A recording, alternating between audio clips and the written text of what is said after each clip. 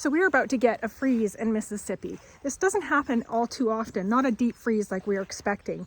Northern Mississippi and actually northern regions in the south are expected to get pretty hammered. So I'm going to go through with you today some ways that you can prep your garden in preparation for a freeze. So I'm going to start with that treasured Arctic frost Satsuma tree that I made a video about. It took me a long time to actually plant in the ground. For almost 2 years I wouldn't plant it in the ground, and this year I finally decided to plant it in the ground, the year of a major freeze. So now I'm going to have to protect this baby and actually put it to the test to see if it holds up to the reputation that it can handle 16 degrees Fahrenheit. But I'm still really nervous. I've got an investment in it. I don't want to see it die. So let's see how I'm going to prep it. Here's our Satsuma tree. We've got it positioned right behind a shed on purpose because as it grows up, we're eventually going to use the shed to protect it in major areas of freeze. The Satsuma will not take a super big freeze, so we know in the future there may be a need to actually fully cover it like a greenhouse. So for today, we're going to just do a mini greenhouse. Okay, I have 2 poles in the ground just to give us some structure on our makeshift greenhouse. Now this is tip number 2, all rolled into one. Any trees that you have that you want to protect, add some mulch around the base. You can use leaves, you can use pine needles, whatever you've got that's accessible to you, and just add a layer around the bottom of your trees. I'm putting it around some clematis as well. Some things that you know are just like, they're on the cusp of being able to survive. So I am going to add a heat source, a very minor heat source, and this is just a little flag or a hook that you would put a solar light on that you can get from the dollar store. I'm going to plunk it in the ground here, and I'm going to hook up one of these shop lights to the tree, underneath the tree on that hook, actually, to just give just enough warmth to keep the freeze off. I'll probably move that a bit closer so we can cover this guy up. The lamp, the bulb will have just enough heat to keep it hopefully alive. So the first layer we've got on here is frost cloth, and I love a good frost cloth, and this is good stuff. I'll put a link to it in the description. It lets the plant breathe, lets the light in, but also protects it from a frost. Now it's not going to protect it from a deep freeze, so we're actually going to put on a second layer. We're going to put on a full-on tarp that'll go across the top of it and over the bars when we're done. Now I'm not going to do that today because it's not scheduled to freeze tonight. It's actually going to be quite warm. The plant needs light. So we're going to leave it as is with just the frost cloth on for now. And then when we get to the actual freeze, I'm going to cover it with a tarp. For reference, this is a tarp. And I just use little clips to clip them onto the tree and hold these in place. This also works really well underneath the house. It can actually work in your greenhouse as well. Now, LED bulbs do not have the heat that old school bulbs have, so they won't give off a lot of heat, but probably just enough to get you by. The next tip is for those that have a greenhouse that may be keeping some fancy plants alive. If you have some form of heat in the greenhouse, there is a potential of an power outage. So very quickly, a power outage can turn to dead plants in a big freeze. So have a backup power source, and this one is propane and not reliant on electricity. So if you're already using propane, then you're set. But for me, I have a little electric heater. I control it from in the house. So sadly, in a freeze, I actually have to walk out here and heat it up, but that's all worth it for my plants. My backup heat source is a Buddy propane heater. It uses those little green bottles. So you'll want to make sure that you have a good supply of those in case you have to run it for a good period of time.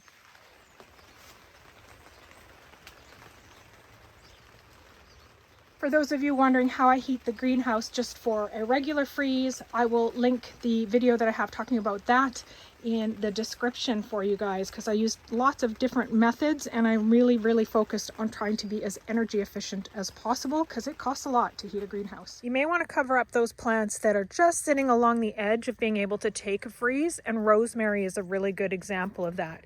They can take it till about -9, -12, or about 10 degrees Fahrenheit, 15 degrees Fahrenheit, in that range. Close enough for me that I'm going to cover them up and do my best to try and keep them alive. Herbs like thyme, no problem. It'll thrive in this. It'll do great. These are the blankets that I use to cover plants. Some are just sheets.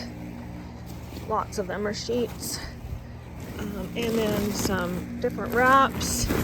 I even have a shower curtain. So in here I have an old shade cloth. It can be used. It's not super great coverage because it's pretty holey, but it will do in a pinch. I have an old cover from a tarp, a canopy that we used. It's quite a bit thicker. Moving blankets. When I moved from Canada, I got gifted some moving blankets from the company. So I will use these on the really precious plants because this is nice and thick. Now these aren't plastic, so you might want to combine or overlap. Like I can use some of the plastic that I have in my storage here. I can use plastic to cover on top to try and keep the blankets dry. If you have onions and garlic planted, they will be absolutely fine as well. If you have plants in a container like these bare root plants that I've just recently planted, I'm going to put them in the greenhouse. Now, technically these are apple trees that require chill hours, but because they're in a container and it's brand new planted, I'm not going to trust the outdoors. So I'm going to put these guys in the greenhouse for the freeze, but otherwise, normally they would be just fine outside, especially in the ground. And I do want to protect these guys.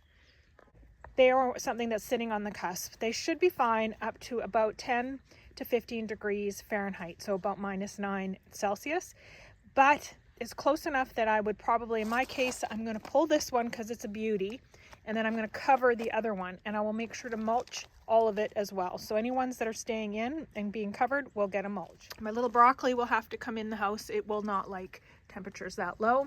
And my Brussels sprouts, I'm going to cover them. They're nowhere near ready. I've never successfully had them, and they're looking just beautiful right now. So I'm going to try and see if I can keep them alive with a heavy cover. Make sure to disconnect your hose from the tap and get out as much of the water as you can.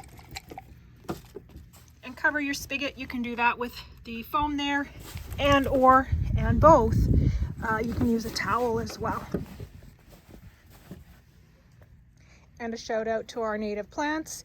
These guys don't need any support whatsoever. They're just meant to take the weather. Make sure to water your plants deeply. Wet roots insulate way better than dry roots. It'll keep their temperature, keep the heat in much better than dry. And don't forget, empty the watering can. If you don't use up all your water, you don't want them to explode. Hold off on pruning. If you prune, you may cause damage to the branch with the cut, and that cut gives it a weak spot that may not handle the freeze. So hold off on doing any pruning until after the freeze. And lastly, and probably most importantly, when you go to uncover your plants, do so slowly. More plants are impacted by the act of heating up after a freeze than it is in the actual freeze. So when you get to the next day, don't be too quick to remove the heat from your greenhouse or to take the blankets off of your plants. Let the air heat up quite a bit. Do it about midday as opposed to first thing in the morning. Your plants will be just fine, but do a slow remove of the blankets and whatever you've got chilling, or if you've got things put away, don't be eager to put them out when it's still frosty out in the morning. That bit of freezing can impact them as well. So be slow to reintroduce them into the heat where possible. All right, you guys, those are my tips. Oh, one more bonus tip. This is a funny one, more so than anything else, and it's not garden related. But if you ever have brought home a can of pop, or if you have a bottle of water sitting in your car, mostly in a tin, make sure to remove them before freeze. They explode, and it's a absolute mess. I've had that happen, so I always give that tip when I can. Awesome, you guys. Well, I hope everyone does well. I hope you don't lose any of your favorite plants, and as usual, be friendly, be kind.